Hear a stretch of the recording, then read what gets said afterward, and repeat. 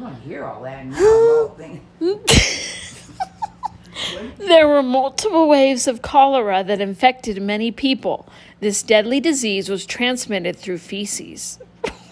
Which brings us to another problem: sewage. While today, there are strict guidelines about how black water, the water from your toilet, is disposed of. There were no rules or best practices for early settlers. When first establishing a homestead, water and sewage sites were often chosen for convenience. As sewage seeped into the ground, it would eventually reach the well water or a stream and contaminate the drinking water. This was one of the reasons disease spread so quickly, both on the trails as well as on the family homestead. Contaminated water was avoided a few different ways. Filtration happened naturally through deep wells, properly filtered through many layers of sand and rocks. Swiftly running waters, such as rivers, were generally safer than a stagnant pond or slower moving muddy streams. Fresh springs were almost like natural wells, where water would naturally spring up from the deep within the ground. These saved the pioneers valuable time and resources. Another way to avoid contamination was to dig your well farther away from your house or where they would collect the sewage. Boiling water to kill bacteria, including the one that caused cholera, became more common as the time went on.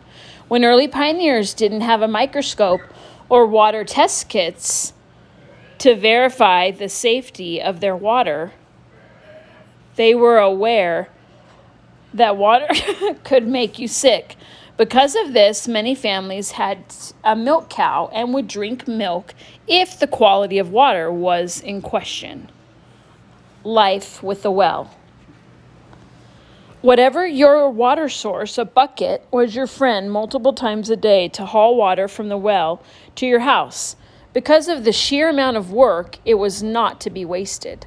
Leftover cooking or washing water was often distributed to the farm animals or perhaps dumped in the garden to water the plants.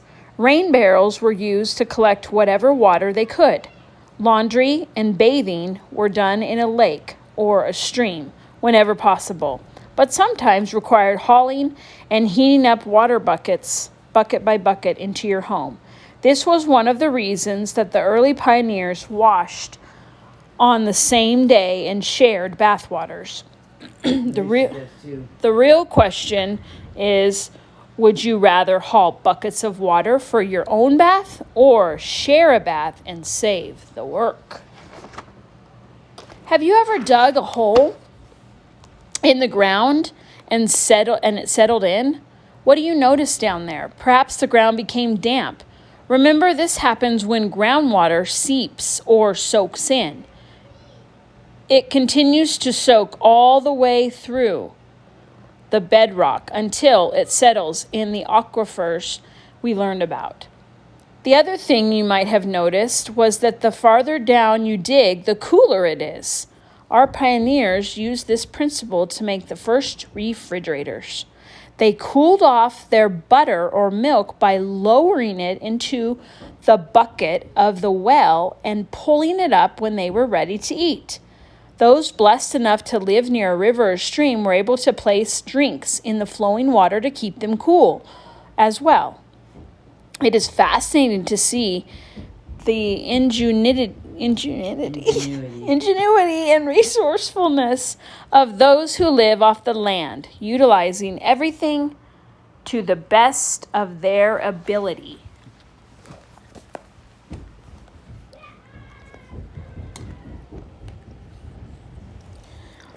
It didn't take too long for rapid advancement to take place and things to get easier for our pioneers. Second and third generation families began to build towns, and they had access to windmills, pumps, and more resources to make life less difficult. Even those who chose to live off the grid today have more options and resources than those hundreds of years ago. Things such as solar energy, chainsaws, and engines have had a huge impact on the process of setting up a home.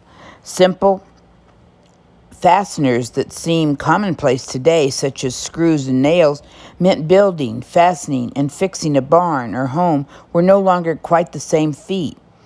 The first pioneers paved the way for their children and grandchildren to have an easier way of life because of their sacrifices and hard work.